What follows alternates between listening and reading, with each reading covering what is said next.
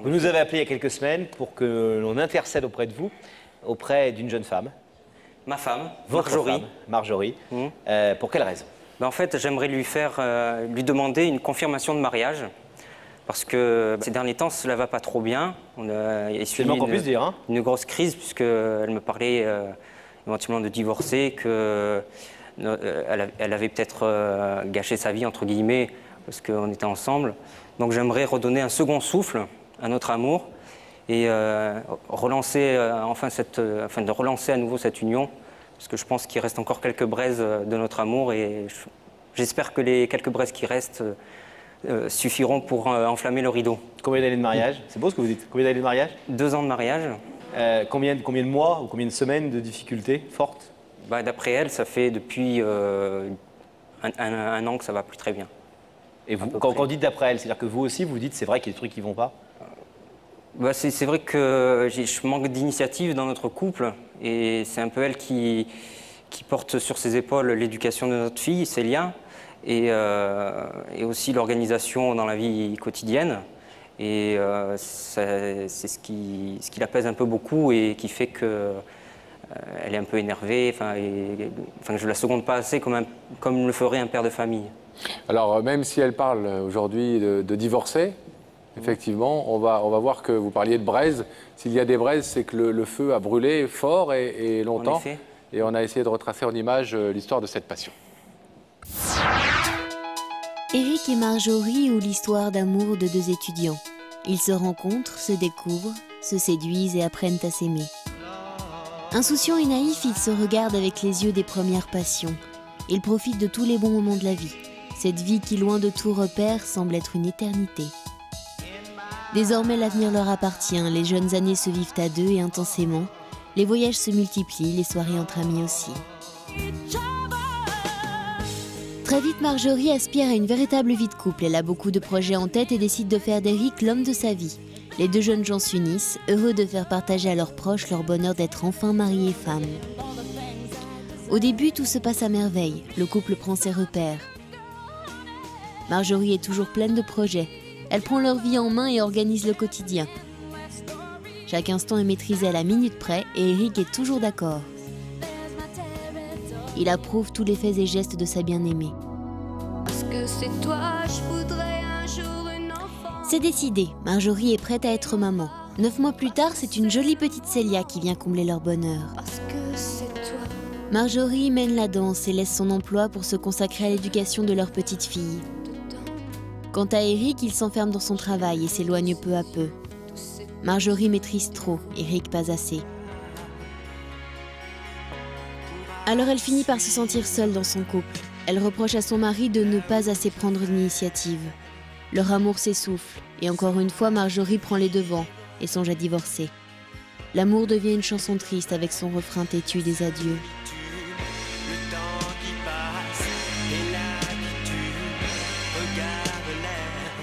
Eric est conscient de ses erreurs, mais il aime plus que tout sa femme et sa fille.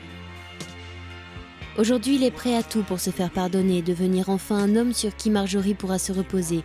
Il souhaite donner un nouveau souffle à leur histoire. Marjorie va-t-elle accepter de lui offrir une seconde chance?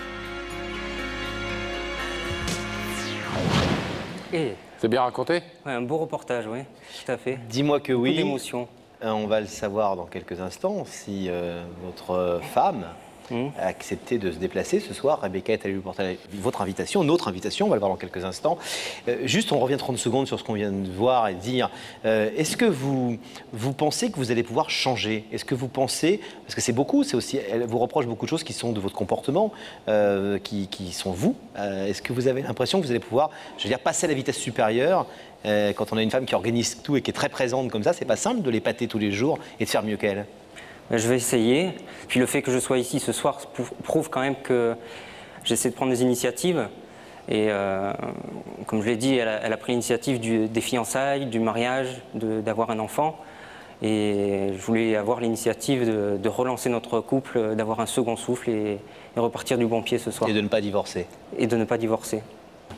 Alors, vous nous avez demandé d'inviter Marjorie sur ce plateau. Rebecca est allée lui porter le message de « Il n'y a que la vérité qui compte », le vôtre. Oui. Regardez. Pareil. Je suis à Grasse, que vous connaissez très certainement pour ses parfums.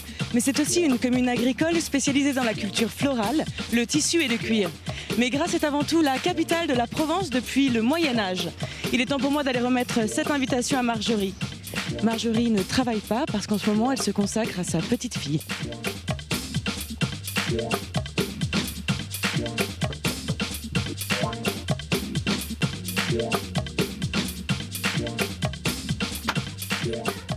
Bonjour, je suis Rebecca de l'émission Il y a que la vérité qui compte. Vous êtes Marjorie? Oui.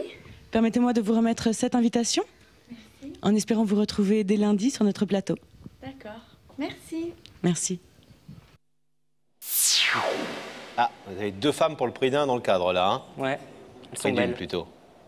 Eh ouais, on voit les regards, le regard amoureux de la maman sur son bébé. Hein. Ça vous fait quoi de l'avoir comme ça, avec le bébé dans les mains? Ça fait chaud au cœur.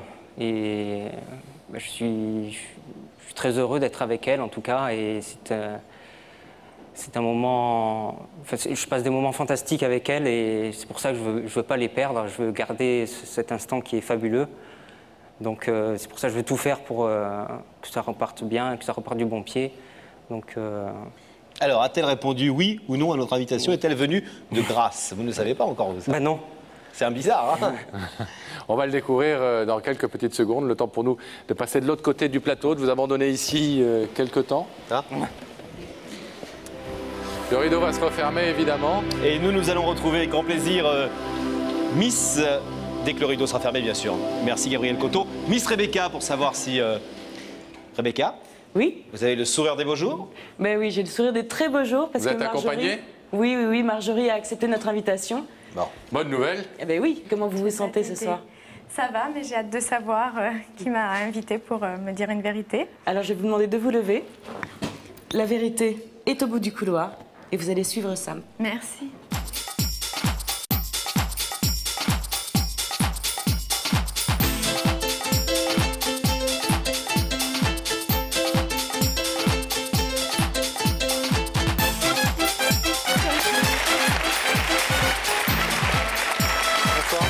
Bienvenue. Merci. Bonsoir. Ça va, Marjorie? Ça va. Qui garde bébé? Des amis Bon. Papa? et son papa. Bon. Ça va? Oui. Vous savez que vous êtes ici parce qu'une personne nous a demandé de vous inviter pour vous parler, pour vous dire quelque chose d'important. Petite idée depuis que vous avez reçu Rebecca chez vous? Non. Oui ou non? Toute petite. Vous dites non avec l'air de dire oui? Ouais. Petite. Genre qui? Je me prononce pas, on verra. Alors, si vous le voulez, Marjorie, vous savez, dans cette émission, on a l'habitude de donner des indices, des témoignages, Oui. pour peut-être mettre un petit peu nos invités sur la voie. Est-ce que vous voulez qu'on en regarde un ensemble avec Je Laurent? veux bien, Oui, oui. ça se passe là. Marjorie, tu es plutôt tout est foutu ou rien n'est perdu? Ah! Vous êtes plutôt du genre optimiste ou pessimiste? Plutôt du genre verre à moitié plein ou verre à moitié vide? Ça dépend des fois. Ça dépend. J'aurais tendance à être optimiste, mais il y a des fois où j'y crois plus trop, quoi. Vous n'y croyez plus que trop? Non. Donc à quoi vous pensez en disant Plusieurs ça? fois. Je suis optimiste, mais pas tout le temps, quoi. Ah. Il y a des limites. Il vous arrive de baisser les bras. Un petit peu, oui. Marjorie, est-ce qu'on va voir ensemble qui vous a invité? Oui, je veux bien. Alors regardez à nouveau cet écran et la régie va faire apparaître le visage de votre hôte, de celui qui a voulu que vous soyez là.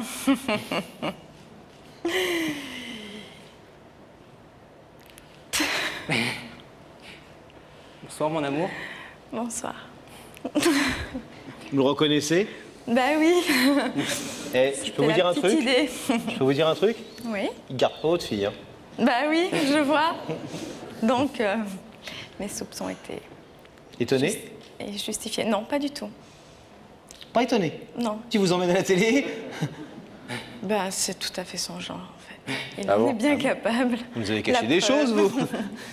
Est-ce que vous voulez savoir ce qu'il est venu vous dire ce Bah soir? oui, parce que ça, par contre, Votre autant mari. je me doutais que c'était lui, mais autant je vois pas ce qu'il a pu, ce qu'il a de si important à me dire pour arriver à... Eric, c'est à vous. Eh bien Marjorie, ce soir, je t'ai fait venir jusqu'à Paris pour te demander en quelque sorte une confirmation de mariage. En fait, ces derniers temps, on a essuyé une grosse crise et j'ai pensé que par le biais de cette émission, eh bien, on pourrait retrouver un second souffle. Alors bien sûr, ce ne sera pas une finalité, mais sache que je veux tout faire pour que notre couple soit le plus parfait possible et aille pour le mieux. Et donc j'ai pris l'initiative, chose que je n'ai pas fait lors des fiançailles, lors du mariage, et même pour la conception de Célia, puisque c'est toujours toi qui étais à l'initiative de ces 3 grandes étapes de notre couple. Alors je voulais être à l'initiative d'un renouveau, d'un second souffle et repartir sur de bonnes bases. Et surtout oublier peut-être que finalement tu t'es trompé en te mariant avec moi, chose que tu disais ces derniers temps. Voilà ce que je voulais te faire passer comme message ce soir. Alors j'espère qu'il reste quelques braises de notre amour qui permettront de faire brûler ce rideau et faire un gros feu d'artifice de notre amour parce que je t'aime à la folie et aussi bien toi que Célia sont les femmes de ma vie et je les aurai à jamais dans mon cœur et donc c'est pour cela que j'ai fait cette démarche. J'espère que tu y seras sensible. Voilà Marjorie, je t'aime à la folie. Et je te prie de bien vouloir...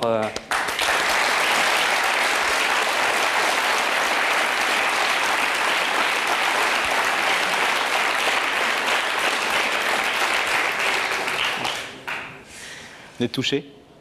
Oui. Oui. Vous n'attendiez pas à ça quand même?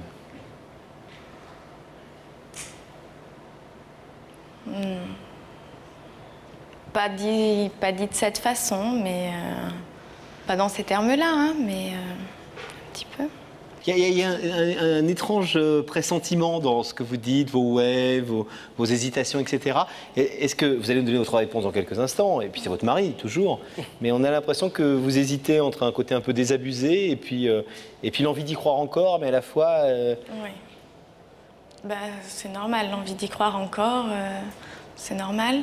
On est quand même jeunes mariés, on a un bébé, c'est sûr que j'ai envie d'y croire. C'est sûr. Et puis vous savez que la vie n'est jamais simple aussi. Voilà, mais d'un autre côté, bon, je reconnais aussi toutes ses qualités, je reconnais...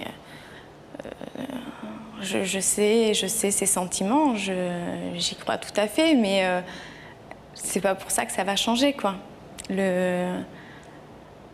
Les bases du couple resteront les mêmes, quoi. À mon avis, il n'est pas capable de changer, même s'il a pris l'initiative ce soir. C'est une très belle initiative, mais c'est pas la vie de tous les jours, quoi.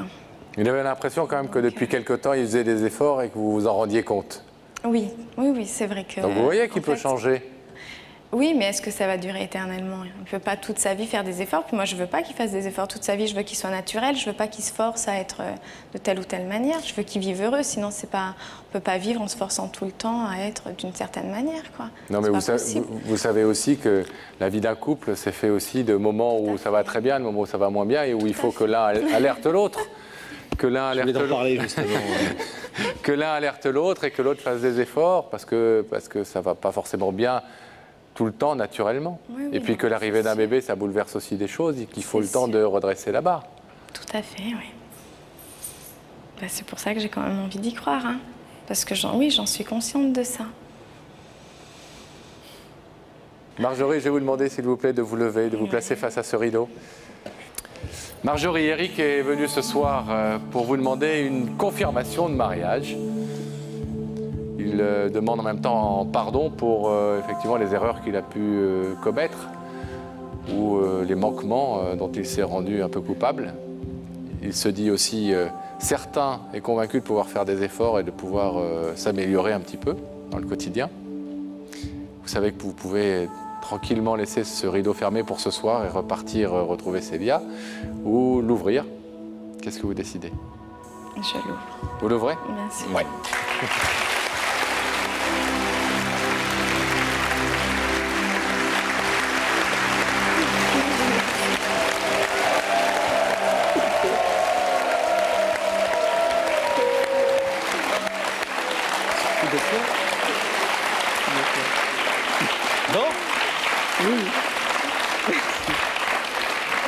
Vous êtes un beau couple en tout cas, et vous avez une bien jolie petite fille qu'on a vue quand Rebecca est venue vous voir et qu'on a vu dans quelques photos que votre mari nous a gentiment fournies. Vous verrez le sujet. Et vous avez bien raison de vous battre pour que ça marche, parce que c'est pas tous les jours facile un couple et qu'il ne faut pas baisser les bras trop vite et qu'on a vraiment l'impression en vous voyant qu'il y a bien des chances que ça dure. Oui. Bon, Plein de bonnes choses à vous deux en tout cas. Vous nous envoyez Très heureux d'avoir été. les faire-part pour le deuxième.